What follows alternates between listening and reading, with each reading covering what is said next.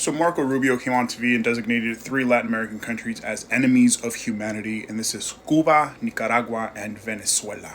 And in terms of Venezuela, I find this to be odd because if Venezuela is an enemy of humanity, making it seem like such a horrible place to live, then why would the Trump administration end the temporary protective status for Venezuelans? I mean, if Venezuela is the enemy of humanity, wouldn't you want to protect people from having to go back there?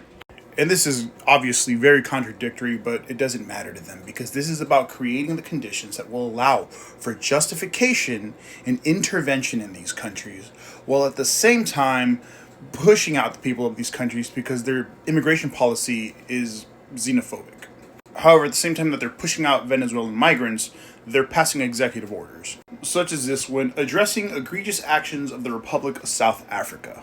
And this is because South Africa, being a sovereign nation, has decided to pass a law called the Expropriation Act 13 of 2024, which allows for countless government policies designed to dismantle equal opportunity in employment, education, and business. But wait, isn't that what the Trump administration is doing? Ending accessibility, diversity, equity, and inclusion? Anyway, the Trump administration says that this law is also pushing hateful rhetoric and disproportionate violence against a racially disfavored group. Wait, hold up. That sounds so familiar. Of course, there's another layer to this executive order, and that it's a response to the fact that South Africa took Israel to court, to the International Criminal Court, due to its actions in Gaza. And I think I'm not even allowed to specify what that is because I'm pretty sure this will get taken down now.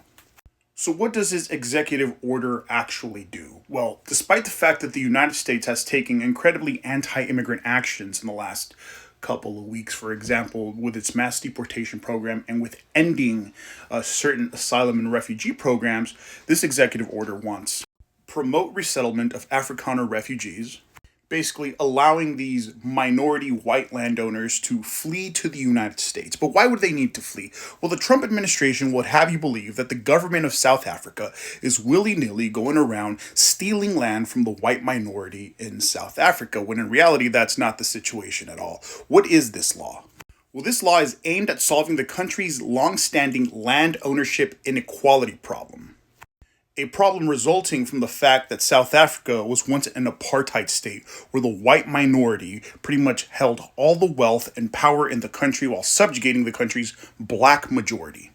And despite the ending of apartheid, the white minority still holds on to a lot of the wealth that it held on during apartheid. And this law is an attempt to simply address that land ownership inequality created during apartheid.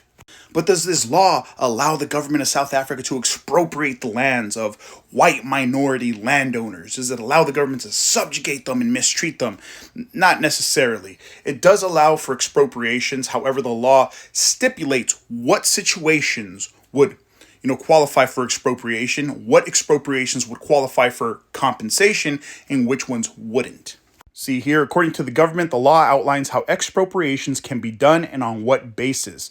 The law allows the government to take in land for public purpose or in the public interest. The law mandates generally just and equitable compensation, but one clause states that the government may not provide compensation in certain cases, including when land is not in use and the main purpose is appreciation of market value, or when the land has been abandoned. A class that once held all the power and wealth is now having some of its ill-gotten gains taken away in order for them to be redistributed in a more equitable manner, and that they feel qualifies them as being subjugated, as being oppressed. So they want to flee to the United States. And the Trump administration agrees that these people should flee their perceived oppression, while at the same time denying people asylum and refugee status, and also deporting people back to places where they have been actually oppressed and where they fear for their lives. And if that upsets you, it's because you don't understand. It's that these people are fleeing anti-white oppression. And that's something that's ending here in the United States with the ending of DEI. What was it I said a couple weeks ago? It's not about crime or taxes. It's not about safety. It's about something else.